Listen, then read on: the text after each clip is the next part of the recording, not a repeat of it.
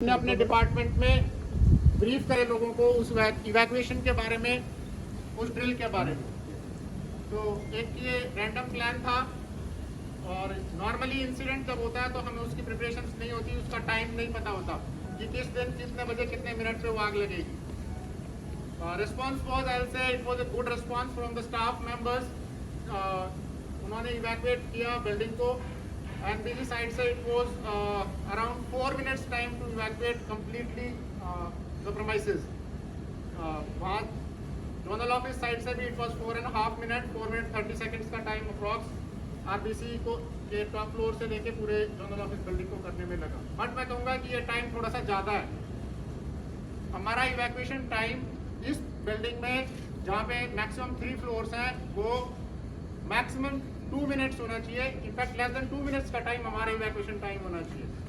Some of the staffs के mind में सिर्फ ये था, जो चीज़ नहीं होनी चाहिए कि एक ड्रिल है, I have to walk and just stand outside and have to come back. कुछ नहीं हुआ, कोई आग नहीं लगी है, सब ठीक चल रहा है। This should not be the mind set. Drill का मेन पर्पज यही होता है कि आपको रियल टाइम सिनेरियो से अवगत कराना होता है, उसमें कैसे रिएक्ट करना है, कैसे बिहेव करना है, वो चीज़ होती है। अभी हम इस जो पूरा फायर इवैक्यूएशन एंड डेमोन्स्ट्रेशन जो पार्ट है, उसका सेकंड पार्ट जो हमने फायर फाइटिंग के डेमोन्स्ट्रेशन के लिए यहाँ पे हम लोग एकत्रित हुए हैं। देखिए, फायर सेफ्टी एक बहुत छोटी सी टर्म है, बट ये अपने आप में बहुत वास्ट है। इसमें फायर इंजीनियरिंग से स्टार्ट होके लास्ट में मेडिकल एड तक ये जाती है। हम बिल्डिंग बनाते हैं, घर बनाते हैं, वहाँ से शुरू होता है।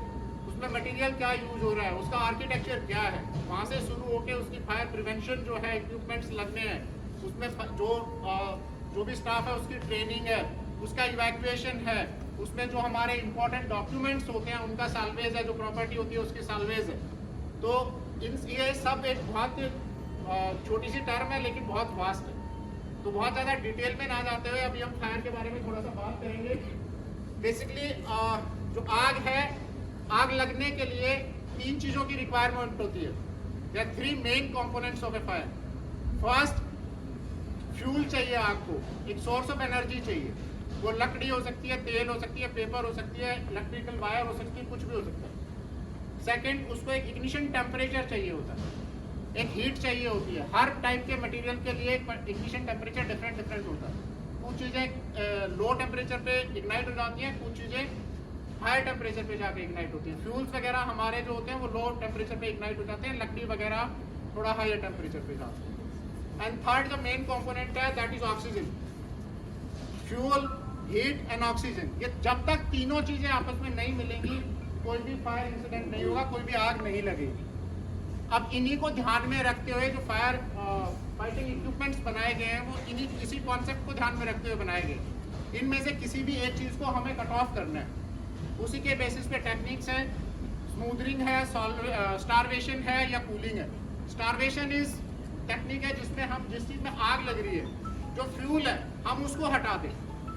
एक छोटे से लकड़ी के टुकड़े में आग लगी, आसपास के ढेर को हम हटा देते तो वो छोटा लकड़ी का टुकड़ा जल के आग बुझ जाएगी, वो फैलेगी नहीं। देन स्मूदरिंग इज कि हम एक जो ऑक्सीजन उस एरिया में है जहाँ पे आग लगी है, उसको अगर हम कट ऑफ कर देते हैं बाय एनी मीन्स, तो वो स्मूदरिंग टेक्निक बोला जाता है उसको। And third is cooling. हम किसी भी वजह से जो आग लगी हुई है उसके इग्निशन टेम्परेचर को अगर उसके एम्बिएंट टेम्परेचर को इग्निशन टेम्परेचर से नीचे ले जाएं या ला सकते हैं, तो उस टाइम पे भी जो फर्दर आगे आग नहीं फैलेगी, वो इग्निशन टेम्परेचर से नीचे आने की वजह से आग बुझ जाएगी। तो ये जो कॉन्सेप्ट है हमारे पास में जो फायर एक्सटिंग्विशर्स है उसके साथ हमारे जो मैन्युफैक्चरर्स हैं फायर एक्सटिंग्विशर्स के, एंड जो कॉन्ट्रैक्ट है न्यू दिल्ली जोन में ब्रांचेस एंड ऑफिसेज का, एनबीसी प्रीमाइसेस का, तो वो हमारे वेंडर्स आए हुए हैं, वो आपको थोड़ा सा और ब्रीफ में बताएंगे। उसके बाद हम इसका डेमोन्स्ट्रेशन करेंगे। मेनली इक्विपमेंट्स इसमें है, इस थोड़ा सा ये मॉड्यूलर वाला उठाएंगे।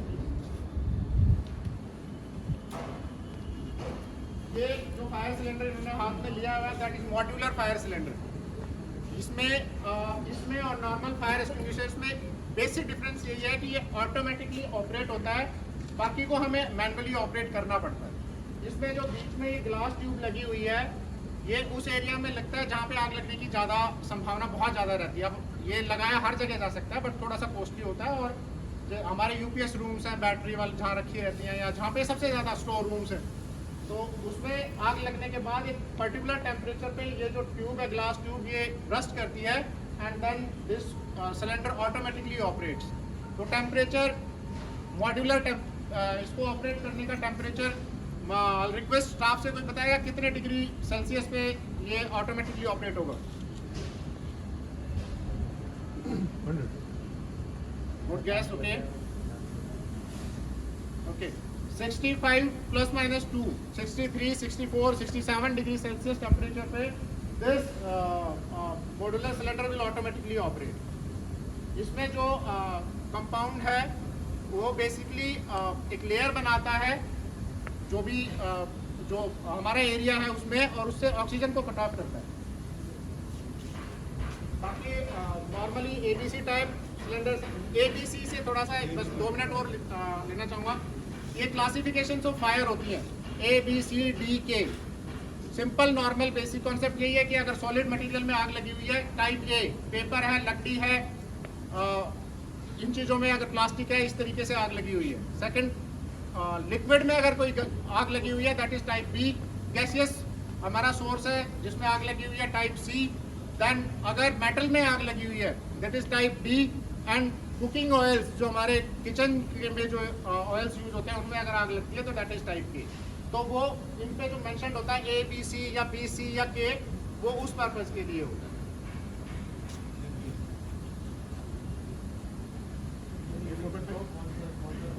ये जो आपके सामने सिलेंडर रखा हुआ है, ये स्टोर्ड प्रेशर टाइप सिलेंडर होता है। This is ABC type cylinder.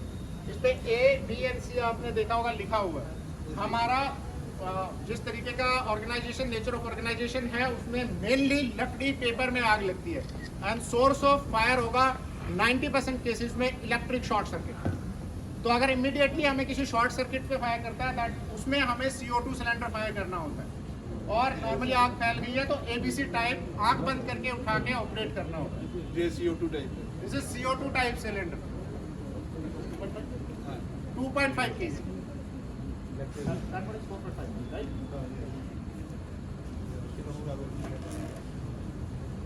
ये 4.5 का CO2 type. Because CO2 type mainly sir जो इसमें मटेरियल है, compressed carbon dioxide gas. Normally paper में लकड़ी में अगर आग फैल रही है तो उसमें ब्लाइंडली एबीसी सिलेंडर उठा के हमने यूज करना है। CO2 इज हमारा किसी वायरिंग में शॉर्ट सर्किट अगर हो रखा है, किसी इलेक्ट्रिक इक्विपमेंट में आग लगी हुई है, in that case CO2 cylinder will be used. इसलिए अभी हमने जो आगे वेंडर्स के साथ भी टाई अप किया है कि एबीसी सिलेंडर्स का थोड़ा सा जो हम हर टाइप की फायर में यूज कर सकते हैं उनको ब्रांचेस में बढ़ाएंगे, और बहुत ज़्यादा टाइप्स ना रख के CO2 एबीसी, जिससे हमारा जो भी इक्विपमेंट्स है, इलेक्ट्रिक इक्विपमेंट्स है या सॉलिड में, वहाँ पे हमारा खाना बनाने का ऑयल या देसी घी मुझे नहीं लगता किसी ब्रांच में मिलेगा, या कोई मैनेजर खा रहा होगा तो थोड़ा बहुत मिलेगा, ज़्यादा नहीं। 4 kg का एबीसी है, multipurpose fire extinguisher. Any type, किसी भी टाइप की फायर पे दिमाग में नहीं आता। पहले होते थे A glass, B glass, C glass, पानी का, फोम का, CO2 का, DCP का। अब इसको बना दिया है बिल्कुल किसी भी तरह से यूज करे, बच्चा करे, बूढ़ा करे, जवान करे, कोई भी कर सकता है इसको। आग लगी, आग मीच के जाओ, क्लिप निकालो, इसको स्क्रू ग्रिप दबाओ, फायर के ऊपर जेट लगा दो, बुझ जाएगा। पहले होता था आप वाटर का इलेक्ट्रिक पे चला जाएगा, उसका क्या कहते हैं वाटर का आप ऑयल के ऊपर दे देंगे। तो अब ये झंझट खत्म। सरकार ने एक्सक्लूसिव फॉर एवरी किसी भी टाइप की फायर पे। ये CO2 हो गया, CO2 का इलेक्ट्रिकल के ऊपर होता है कभी कभी, तो ये CO2 टाइप का फायर एक्सटिंग्विशर इलेक्ट्रिकल फायर के लिए एक्सक्लूसिव है। और जैसे ऑयल हो गया, मैग्नीशियम हो गया, ये कुछ इस टाइप की फायर के लिए, तो आप कोई सा भी यूज कर सकते हैं, कैसे भी। बस ये मल्टीपर्पज याद रखें, कॉमन फायर के लिए किसी भी टाइप। इसको चलाने का तरीका बता दिया, सेफ्टी क्लिप निकाली, जेट लगाया, स्क्रू ग्रिप दबा दिया। अर्लियर थोड़ा जो सिलेंडर्स यूज होते थे वो मतलब टेस्टेड होते थे, बट स्टिल थोड़ा रिस्क रहता था। उसमें एक प्रेशर कार्ट्रेज रहता था, तो हम उसको प्रेशर करते थे, वो कार्ट्रेज उसमें ब्रस्ट करता था सिलेंडर केस में, और उसके बाद वो प्रेशर क्रिएट करने के बाद उसमें जो भी मटेरियल रहता था वो बाहर आता था, तो वो थोड़ा सा रिस्की रहता था। But now the technology is like that कि आप सिंपल एक स्क्वीज करेंगे एक हैंडल को और वो ऑपरेट हो जाएगा। ये देखिए इसका ये सेफ्टी इधर से है सेफ्टी। हाँ ये एक बार थोड़ा देख लीजिए, एक एक दो दो जो भी दिख रहा है, ये इसको थोड़ा ब्रेक कर देते हैं, इधर से भी खींचेंगे तो भी ये ब्रेक हो जाएगा। आई विल रिक्वेस्ट, क्योंकि कोई भी लेडी स्टाफ से रिक्वेस्ट करूंगा वो आए और ऑपरेट करें। मैम एक मिनट मेरा मैंने बताते हुए करना, इसका वजन है थोड़ा, तो अब इससे केयरफुली इसको उठाना है। साथ में जैसे मैंने बताया बाकी नहीं होगा क्या चीज़। इसे ऑपरेट कीजिए, सामने जाइए, सामने बताइए कैसे निकलता है। अरे इधर इधर बताइए। हाँ हाँ, ये देखिए, ये इसमें सेफ्टी पिन है, इसको खींचना है। एवरीबॉडी इसको खींचा,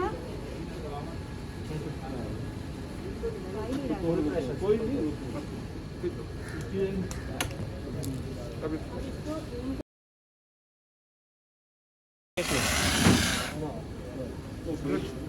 कोई प्रॉब्लम तो नहीं, आराम से चला लिया आपने। आराम से